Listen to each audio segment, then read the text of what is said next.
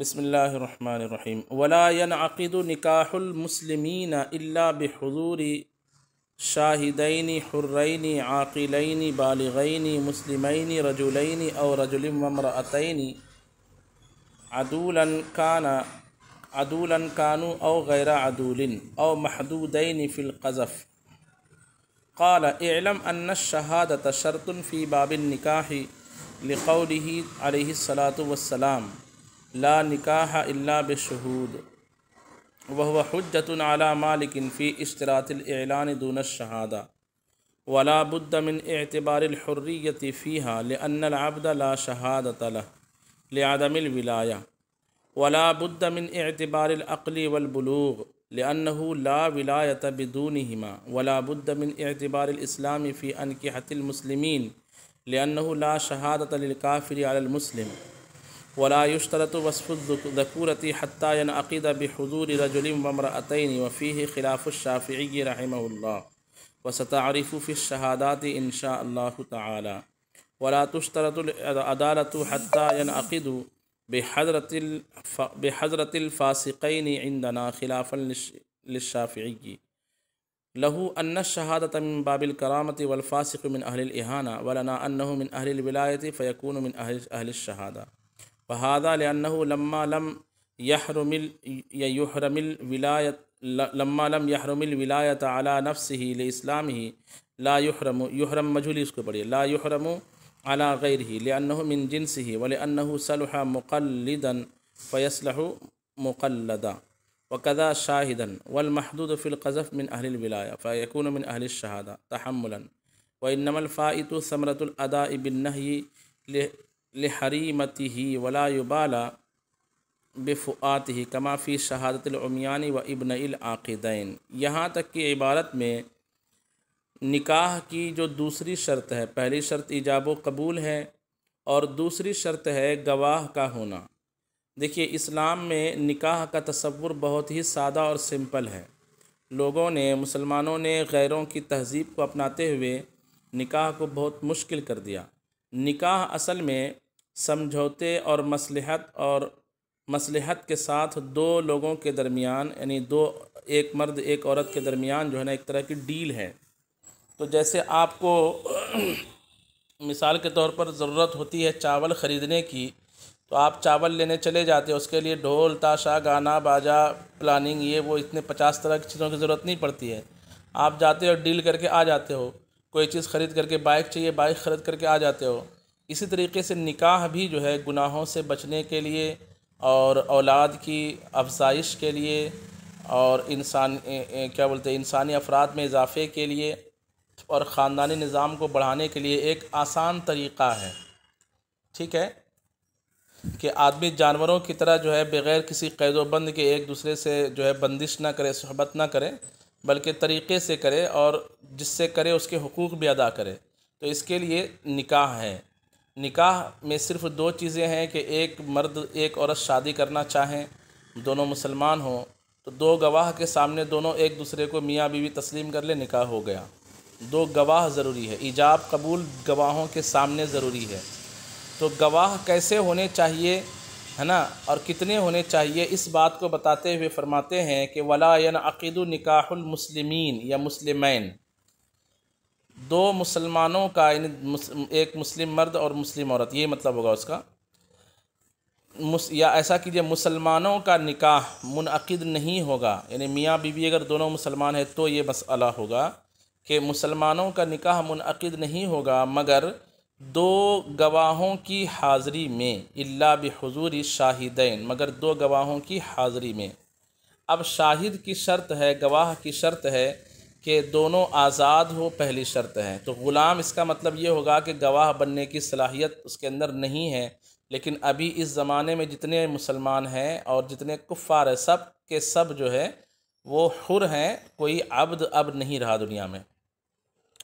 تو آزاد ہونے چاہیے دونوں کو، عاقلین، دونوں کو عاقل ہونے چاہیے۔ عاقل سے مراد یہ ہے کہ وہ مجنون اور پاگل نہ ہو، اور بالغ ہونے چاہیے۔ تین شرطیں ہو گئی، آزاد، عاقل، بالغ۔ کتاب پر توجہ بھی کم رکھیے، میں جو کہہ رہا ہوں اس پر توجہ زیادہ رکھیے۔ اور چوتھی شرط ہے کہ دونوں مسلمان ہوں۔ دونوں مسلمان ہوں۔ تو یہ 4 شرطوں کے بعد کہتے ہیں کہ اب چاہیں یہ دو جو کہہ رہے ہیں یہ دونوں مرد ہوں یا ایک مرد ہوں اور کم سے کم 2 عورتیں ہوں، ایک مرد اور 2 عورتیں، چاہیں تو کم سے کم 2 مرد ہوں، اگر 2 مرد نہیں ہے تو کم سے کم یہ ہو کہ ایک مرد اور 2 عورتیں ہوں۔ اچھا، کیا گواہوں کے لیے یہ ضروری ہے کہ وہ عادل ہوں؟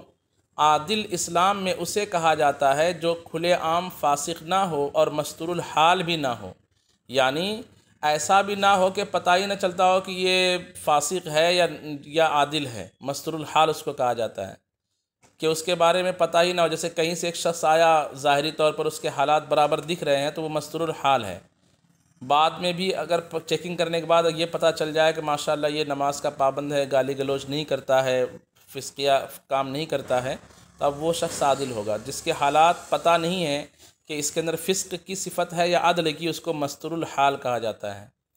تو مستور الحال سے بھی جو نیچے ہوتا ہے وہ ہوتا ہے فاسق، مستور الحال، اور اس کے اوپر ہوتا ہے عادل، یعنی جس کے بارے میں لوگوں کو معلوم ہو کہ یہ فسقیہ کام کھلے عام کرتا ہی نہیں ہے، یعنی اندر کی بات گھر کے اندر کیا کرتا نہیں کرتا اس پر ٹوہ لینے کی ہمیں ضرورت نہیں، ظاہری طور پر ظاہری حالات اس کے ایسے ہوں کہ لوگوں کو معلوم ہو کہ یہ گناہ کبیرہ کا مرتکب نہیں ہے، ایسا شخص جو ہے عادل کہلاتا ہے۔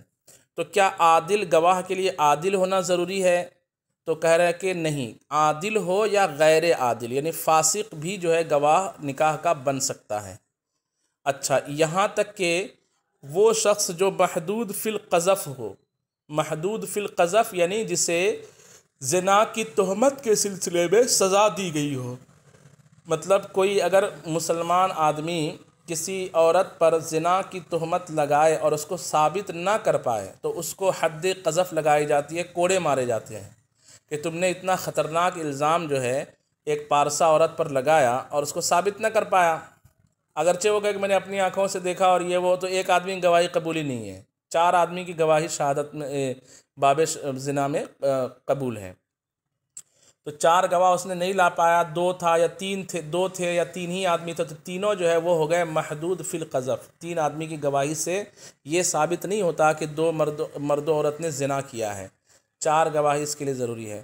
تو اس طرح کی گواہی دینے والے جو ہوتے ہیں اس کو شریعت میں حد قذف لگائی جاتی ہے، یعنی زنا کی تہمت لگایا اور ثابت نہ کر پایا تو اس کو سزا دی جائے گی، کیونکہ کسی کی عزت سے اس نے کھلواڑ کیا ہے، ٹھیک ہے۔ تو ایسے شخص کو محدود فی القذف کہا جاتا ہے، اور محدود فی القذف کے بارے میں قرآن پاک میں آیا ہے کہ فلا، کیا ہے وہ آیت، کہ پھر کبھی اس کی جو ہے شہادت قبول نہ کرو، کبھی بھی اس کی شہادت کو قبول نہ کرو۔ اس طرح آیت کا مفہوم ہے، وہ آیت ذہن میں میرے ابھی نہیں آ رہی ہے، فلن تقبل لهم شہادت ولا تقبلوا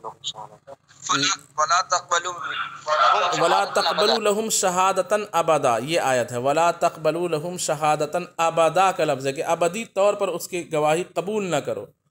تو ایک ہے گواہی قبول کرنا نہ کرنا، اور ایک ہے گواہ بننے کی صلاحیت ہونا نہ ہونا۔ تو ہم یہ کہتے ہیں کہ فاسق جو ہوتے ہیں، ایسے ہی محدود فی القذف جو ہوتے ہیں، ان کی گواہی تو قبول نہیں کی جائے گی لیکن گواہ بن سکتے ہیں۔ ایک ہے ادائے شہادت اور ایک ہے صلاحیت شہادت۔ ادائے شہادت ان کی نہیں ہوگی، فاسق کی اور محدود فی القذف کی، لیکن اس کے اندر شاہد ہونے کی صلاحیت موجود ہے۔ اب یہ جو ساری چیزیں شرط لگائی جا رہی ہے کہ دونوں آزاد ہو، عاقل ہو، بالغ ہو، مسلمان ہو، مرد ہو یا کم سے کم ایک مرد و 2 عورتیں ہوں، اب چاہے عادل کی ہم نے شرط نہیں لگائی، ٹھیک ہے، یہاں تک کہ فاسق ہی نہیں بلکہ محدود فی القذف کے بارے میں بھی ہم نے کہا کہ وہ گواہ بن سکتے ہیں۔ اس زمانے میں اگر کہیں تو دڑمنڈا آدمی بھی نکاح کا گواہ بن سکتا ہے، نکاح کا گواہ بن سکتا ہے، یعنی اس کے ہوتے ہوئے نکاح جو ہے نکاح کا وجود ہو جائے گا۔ لیکن جب کبھی دونوں میں مثال کے طور پر میاں بیوی کہے، شوہر کہے کہ میرا تو تم سے نکاح ہوا ہی نہیں، عورت کہے کہ نہیں ہوا ہے، قاضی کہے گا گواہ لاؤ، تو جب گواہ لانے کی بات آئے گی اور وہ 2 فاسق گواہ کو پیش کیا جائے گا تو اس کی گواہی قبول نہیں کی جائے گی، ٹھیک ہے، اس کی گواہی تو مرد اگر یہ کہہ دے گا قسم کھا کر کے قسم خدا کی میری اس سے شادی نہیں ہوئی ہے، تو اگرچہ وہ ناک رگڑ کر کے دونوں درمنڈا گواہ یہ کہے کہ میرے سامنے ان کا نکاح ہوا ہے، ان کی بات نہیں مانی جائے گی۔ تو ایک ہے شہادت کی ادائیگی کی بات اور ایک ہے صحت اہلیت شہادہ کی بات۔ شہادت کی اہلیت فاسق میں موجود تو ہے، اس کی دلیل نیچے دیں گے، لیکن ادائے شہادت کے وہ لائق نہیں ہے کیونکہ وہ فاسق ہے، اور فاسق کے بارے میں قرآن پاک میں آیا ہے کہ اگر کوئی فاسق تمہارے پاس کوئی خبر دے تو اس کی خبر پر یقین نہ کرو۔ ٹھیک ہے؟ تو اب ہم نے یہ کہا کہ نکاح میں جو ہے شرط ہے گواہ کا ہونا۔ امام مالک رحمۃ اللہ تعالیٰ علیہ کہتے ہیں کہ نکاح میں گواہ کا ہونا شرط نہیں ہے، بلکہ لوگوں میں اعلان کر دینا کافی ہے کہ یہ دونوں میاں بیوی ہو چکے ہیں، ان دونوں کے درمیان نکاح ہو چکا ہے۔ جیسے بند کمرے میں ایک لڑکا ایک لڑکی بند ہو گئے اور کہا کہ تو میری بیوی ہے، میں تیرا شوہر ہوں، اور باہر آ کر کے اعلان کر دیا کہ آج سے ہم دونوں میاں بیوی ہو گئے ہیں، اعلان کر دیا، چاہے دف بجا کر کے یا یوں ہی، ٹھیک ہے، یا اس زمانے میں مائک لگا کر کے، تو امام مالک کے نزدیک نکاح ہو جائے گا اگر مرد و عورت نکاح کا اعلان کر دے، اگرچہ ان کے ایجاب اور قبول کو سننے والے گواہ موجود نہ ہو۔ ہم کہتے ہیں کہ نہیں جناب، گواہی کی شرط ہے۔ کیوں؟ تو ہمارے نزدیک ایک حدیث پاک ہے، لا نکاح الا بشہود، نکاح ہو ہی نہیں سکتا مگر گواہوں کے ذریعے سے، نکاح ہو ہی نہیں سکتا مگر گواہوں کے ذریعے سے۔ تو امام مالک نے یہ جو کہا کہ گواہی شرط ہے، ان کے پاس کیا دلیل ہے؟ تو ان کے پاس بھی ایک دلیل ہے کہ جس میں حضور پاک صلی اللہ تعالی علیہ وآلہ وسلم نے ارشاد فرمایا کہ اعلنوا النکاح، لفظ ہے حضور کی حدیث ہے، اعلنوا النکاح ولو بالدف، کہ نکاح کا اعلان کرو اگرچہ دف بجا کر کے۔ تو پھر وہ اس حدیث کا کیا جواب ہوگا؟ امام شافعی نے تو صحیح بات کہی ہے، امام مالک نے تو صحیح بات کہی ہے کہ جناب نکاح میں اعلان شرط ہے، اس طرح لگ رہا ہے کیونکہ انہوں نے حدیث پیش کیا، حدیث موجود ہے اعلنوا النکاح، نکاح کا اعلان کرو۔ تو اس کا جواب ہم یہ دیں گے کہ لا نکاح الا بشہود میں جو ہے لا کے ذریعے سے سیدھے نکاح کی نفی ہی کی جا رہی ہے کہ نکاح ہو ہی نہیں سکتا، اس کا وجود ہی نہیں ہو سکتا بغیر گواہ کے۔ تو یہاں پہ گواہ کی ہم نے شرط لگا دی، اور وہ جو حدیث ہے کہ اعلنوا النکاح ولو بالدف، کہ نکاح کا اعلان کرو اگرچہ دف سے، تو وہ حدیث کو ہم بطور استحباب لیں گے کہ جب گواہوں کے سامنے نکاح ہو جائے تو مستحب یہ ہے کہ حاضرین محفل کو اطلاع ہو جائے، یہ مستحب ہے۔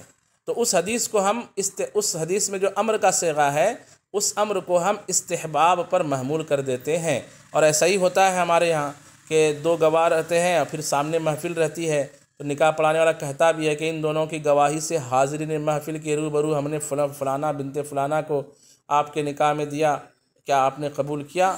اس طریقے سے کہا جاتا ہے۔ خیر، اس کے بعد جو ہے ہم نے یہ شرط لگائی ہے کہ پہلے تو شرط لگائی کہ گواہ ہونے چاہیے، پھر ہم نے کہا جی بولیے۔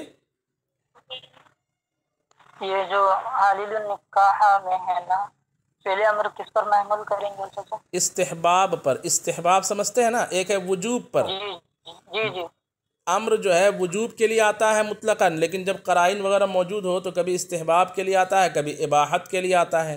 جیسے قرآن پاک میں کلوا واشربوا ہے نا، تو کھاؤ پیو کا کیا مطلب ہوگا کہ کھاتے پیتے رہنا واجب ہو جائے گا کیا؟ یہ مباح ہے کہ جب تمہیں ضرورت ہو کھا لو، ہے نا، بھوک لگے کھا لو، نہیں کھایا تو گنہگار تو نہیں ہوگا نا کہ جناب آج میں 24 گھنٹے سے نہیں کھایا ہوں تو گنہگار ہو گیا، کیونکہ قرآن پاک میں آیا ہے کلو۔ تو امر جو ہے جی سمجھ گئے جی ٹھیک ہے، تو اس کو ہم استحباب پر محمول کریں گے۔ اس کے بعد ہم نے شرط لگائی ہے کہ گواہ آزاد ہونا چاہیے۔ غلام اگر اب تو ظاہر سی بات غلام ہے نہیں، لیکن پھر بھی چونکہ مسئلہ ہے اس لیے دلیل ہے کہ غلام اس زمانے میں گواہ کیوں نہیں بن سکتے تھے نکاح کے، تو اس کا جواب یہ ہے کہ غلام جو ہوتا ہے نا وہ اصل میں خود کا بھی ولی نہیں ہوتا، اس کو ولایت حاصل نہیں ہوتی ہے۔ تو ولایت سے مراد یہ جو اللہ کے ولی ہوتے ہیں یہ والی ولایت نہیں۔ ایک ولایت کا مطلب ہوتا ہے تنفیذ القول علی الغیر۔ کیا معنی ہوتا ہے ولایت کا مطلب؟ تنفیذ القول علی الغیر، یعنی آپ کسی پر آرڈر چلا سکے یا آپ اپنے بارے میں کچھ فیصلہ کر سکے، اس طرح کا کوئی اختیار غلام کو حاصل نہیں رہتا۔ غلام اپنے من سے جو ہے نا دوسرا کام بھی نہیں کر سکتا۔ آقا نے کہا کہ یہ کر تو اپنی مرضی سے وہ دوسرا کام نہیں کر سکتا. وہ اپنا یعنی اپنے اوپر بھی اس کا کنٹرول نہیں ہے. دوسرے پر چے جائے کہ کیا اس کا کنٹرول چے جائے کہ دوسرے پر کنٹرول ہو. تو اس کو چونکہ ولایت ہی حاصل نہیں ہے، وہ اپنے آپ پر بھی کوئی چیز لاگو نہیں کر سکتا اپنی مرضی سے، نہ دوسرے پر کوئی چیز لاگو کر سکتا ہے. اور گواہ میں کیا ہوتا ہے کہ گواہ میں کسی کے خلاف یا کسی کے مطابق گواہی دی جاتی ہے، اور اس کی گواہی دینے سے جج جو ہے، جو منصف ہوتے ہیں، جو قاضی ہوتے ہیں، وہ فیصلہ سنایا کرتے ہیں. وعلیکم السلام. تو اسی لیے چونکہ عبد جو غلام ہوتا ہے وہ اس کو ولایت ہی حاصل نہیں ہے، اس کو جو ہے کیا بولتے ہیں، خود پر جو ہے تصرف حاصل نہیں ہے، تو دوسرے کے حق میں وہ کیا گواہی دے گا. تو چونکہ وہ ہم یوں کہیں گے جزیہ اس طرح سے ہے کہ چونکہ اس کو ولایت حاصل نہیں ہے تو شہادت کی اہلیت بھی اس کو حاصل نہیں ہوگی. ٹھیک ہے، اس لیے ہم نے شرط لگائی آزاد کی. اب آئیے دوسری شرط ہے کہ شاہد جو ہونے چاہیے نکاح کے وہ عاقل ہونے چاہیے. پاگل اور دیوانہ اور مجنون شخص جو ہے وہ نکاح میں گواہ نہیں بن سکتے ہیں. یہ شرط کیوں لگائی گئی ہے؟ تو یہ بھی شرط اس لیے ہے کہ وہ اس کو خود پر کنٹرول نہیں ہے پگلے کو، یعنی کیا کھائے گا کیا پیے گا اس کا ہوش نہیں ہے، تو گواہ اس کو سامنے بٹھا دیا جائے تو اس کو کیا پتہ ہوگا کیا ہو رہا ہے یا نہیں ہو رہا ہے. تو اس کو بھی ولایت حاصل نہیں ہے. جب ولایت حاصل نہیں ہے تو شہادت کی اہلیت اس کو حاصل نہیں ہوگی. اچھا، اس کے بعد ہم نے شرط لگائی تھی بالغ کی. تو نابالغ آدمی گواہ کیوں نہیں بن سکتا؟ نابالغ بچہ، تو اس میں وہی شرط ہے کہ نابالغ کو بھی خود پر ولایت حاصل نہیں ہوتی ہے. وہ کوئی چیز خریدے تو خریدنا نہیں کہلائے گا، وہ کوئی چیز بیچے تو بیچنا نہیں کہلائے گا. یہاں تک کہ وہ اپنی پراپرٹی کسی کو بیچ دے دستخط کر کے تو بھی جو ہے اس کا بیچنا نہیں کہلائے گا، جب تک کہ اس کا سرپرست اور اس کا جو ولی اجازت نہ دے. تو نابالغ کو بھی چونکہ ولایت حاصل نہیں ہے، وہ اپنے معاملات کو بھی جو ہے حل نہیں کر سکتا، تو دوسرے کی گواہی کیسے دے گا؟ اس لیے ہم نے شرط لگائی کہ وہ بالغ ہوں. پھر ہم نے تیسری شرط، اس میں چوتھی شرط لگی ہے کہ وہ مسلمان ہونے چاہیے، یعنی مسلمانوں کے نکاح میں گواہ بھی مسلمان ہوں. کافر مسلمان کے نکاح کا گواہ نہیں بن سکتے. تو اگر مسلمان مرد و عورت نے 2 کافر یا 3 کافر یا 10 کافر کی موجودگی میں نکاح کیا تو اس کا نکاح نہیں ہوگا. کیونکہ یہ جزئیہ ہے کہ کافر کی گواہی مسلمانوں کے حق میں تو قبول کی جائے گی لیکن مسلمانوں کے خلاف قبول نہیں کی جائے گی مجلس قضا میں. کیا ہے جزیہ؟ کہ کافر کی گواہی مسلمانوں کے حق میں تو قبول کی جائے گی، لیکن کبھی اگر وہ مسلمان کے خلاف گواہی دے کسی بات کو لے کر کے تو اس کی گواہی قبول نہیں کی جائے گی. تو اب مان لیجئے میاں بیوی نے 2 کافر کے سامنے نکاح کر لیا، نکاح کر کے آئے، کسی بات پہ کھٹپٹ ہوئی یا نکاح کیا نہیں کیا، جو بھی معاملہ ہوا ان کا. اب جو ہے شوہر کہتا ہے کہ میرا تم سے نکاح نہیں ہوا، یا عورت کہتی ہے کہ میرا تم سے نکاح نہیں ہوا. تو شوہر نے کہا کہ ٹھیک ہے میں گواہ پیش کرتا ہوں. اب وہ کافر آئے گواہی دینے کے لیے کس کے خلاف؟ عورت کے خلاف. عورت مسلمان ہے تو مطلب 2 کافر جو ہے مسلم کے خلاف گواہی دے رہے ہیں، اس لیے اس کی گواہی قبول نہیں کی جائے گی. ہاں، کافر کی گواہی کافر کے خلاف قبول کی جائے گی، کافر کی گواہی مسلم کے حق میں قبول کی جائے گی، خلاف میں قبول نہیں کی جائے گی. اس لیے جو ہے ہم نے کہا کہ مسلمان کے نکاح میں جو گواہ ہونے چاہیے وہ مسلمان ہونے چاہیے. پھر اس کے بعد جو ہے ہم نے کہا کہ مسلمان گواہ کے لیے مذکر ہونا ضروری نہیں ہے. امام شافعی نے کہا کہ مسلمان کے نکاح میں دونوں گواہوں کا مرد ہونا ضروری ہے. دونوں گواہوں کا کیا ہونا ضروری ہے؟ بولیے. مرد ہونا ضروری ہے. ہم کہتے ہیں نہیں جناب مرد ہونا ضروری نہیں ہے. تو ایسا کیوں ہے؟ تو یہ انہوں نے صاحب ہدایہ نے کہا، وہی میں بتا رہا ہوں آپ کو کہ جناب ہم گواہوں میں نکاح کے گواہ میں مرد ہونا ضروری نہیں ہے، زنا وغیرہ کے گواہ میں مرد کا ہونا ضروری ہے. ایسا ہم فرق کیوں کرتے ہیں؟ تو اس بات کی تفصیل جو ہے اسی ہدایہ میں باب الشہادات میں وہ کہتے ہیں ہم بیان کریں گے، تو انشاءاللہ ہم وہاں دیکھ لیں گے. اچھا، اس کے بعد ہے کہ ہمارے نزدیک جو فاسق بھی گواہ ہو سکتا ہے، فاسق بھی گواہ ہو سکتا ہے. اور امام شافعی کہتے ہیں کہ فاسق جو ہے گواہ نہیں ہو سکتا. امام شافعی کی پہلی دلیل سنیے. امام شافعی کہتے ہیں کہ گواہی جو ہے نا، شہادت، یہ من باب الکرامہ ہے، یعنی گواہی اصل میں جس کو ہم گواہ بناتے ہیں اس کو ہم عزت دیتے ہیں، اس کو احترام دیتے ہیں. اور فاسق کے بارے میں ہے کہ فاسق کی توہین واجب ہے، یعنی فاسق کا احترام نہیں کیا جائے گا بلکہ اس کی توہین کی جائے گی. یعنی جب توہین کی جائے گی مطلب یہ نہیں کہ بار بار توہین کی جائے گی، مطلب اس کو اس کی عزت نہیں کی جائے گی. اور جب شریعت موقع دے گی اس کی توہین کی جائے گی، یعنی اس کو لعن طعن کیا جائے گا، تم یہ کیا کرتے ہو، نماز نہیں پڑھتے ہو، داڑھی نہیں رکھتے ہو وغیرہ وغیرہ، یا کھلے عام جو ہے بے پردگی کرتے ہو. تو فاسق کی چونکہ تعظیم نہیں کی جائے گی، تعظیم نہ کرنا فاسق کی ضروری ہے، اور شہادت اصل میں یہ باب کرامت سے ہے، احترام کے قبیل میں سے ہے، اس لیے جو ہے اس کو گواہ نہیں بنایا جائے گا۔ گواہ بنائیں گے تو یہ جو جزیہ ہے کہ فاسق جو ہے لائق احترام نہیں ہے، یعنی دینی معاملات میں لائق ایک ہے لحاظ اور ایک ہے احترام، تو لحاظ تو کیا جائے گا مصلحت کی وجہ سے، یہ نہیں کہ جو بھی فاسق ہے اس کو ڈنڈے لے کے آپ اس کے پیچھے پڑ جاؤ، لحاظ کیا جائے گا، باپ فاسق ہے، یہ فاسق ہے، کچھ مسائل میں ایسے ہیں کہ فاسق ہونے کے باوجود ان کی عزت کی جائے گی، جیسے استاذ ہے یا ماں باپ ہے تو ان کی عزت کی جائے گی، سید ہے ان کی عزت کی جائے گی۔ یہ عام جزیہ ہے، لیکن اس سے کچھ لوگ مستثنیٰ ہیں کہ فاسق جو ہے اہل کرامت میں سے نہیں ہے، تو جب وہ اہل کرامت میں سے نہیں ہے، کرامت سے مراد یہ ولی والی کرامت نہیں، کرامت یعنی تعظیم، تو جب فاسق اہل کرامت میں سے نہیں ہے تو اہل شہادت میں سے بھی نہیں ہو پائے گا، کیونکہ شہادت من باب الکرامہ ہے، یعنی شہادت اصل میں کرامت کا ایک حصہ ہے کہ جس کو ہم گواہ بناتے ہیں اس کو ہم عزت دیتے ہیں، اور فاسق کی عزت نہیں ہوتی ہے۔ ہم یہ کہتے ہیں کہ فاسق آدمی گواہ بن سکتا ہے، اس کی وجہ ہے کہ فاسق کو خود پر جو ہے وہ تصرف حاصل ہے، اگر فاسق بیچے تو بیچنا کہلائے گا، فاسق خریدے تو خریدنا کہلائے گا، تو مطلب اس کو ولایت حاصل ہے۔ کیا حاصل ہے؟ بولیے، ولایت حاصل ہے۔ وہ ولایت وہ والی ولایت نہیں، ولی والی ولایت نہیں، یہ ولایت فقہی ولایت، یعنی وہ اپنی بات کسی پر لاگو کر سکتا ہے۔ وہ اگر کہے کہ میں نے اپنا سامان بیچا تو اس کا بیچنا کہلائے گا، وہ اگر کہے کہ میں نے تجھے یہ سامان خریدنے کے لیے وکیل کیا تو وکیل بنانا صحیح ہوگا، وغیرہ وغیرہ۔ تو چونکہ اس کی بات اس کے حق میں قابل قبول ہے شرعی طور پر، یعنی وہ اہل ولایت میں سے ہے، اور ہمارا فارمولہ یہ ہے کہ جو اہل ولایت میں سے ہے وہ اہل شہادت میں سے بھی ہوگا۔ اس جزئیے کی تفصیل انشاءاللہ ہم کل کریں گے، اور اس کا ترجمہ بھی کل کریں گے، ٹھیک ہے؟ وقت ہو گیا۔ السلام علیکم ورحمۃ اللہ وبرکاتہ۔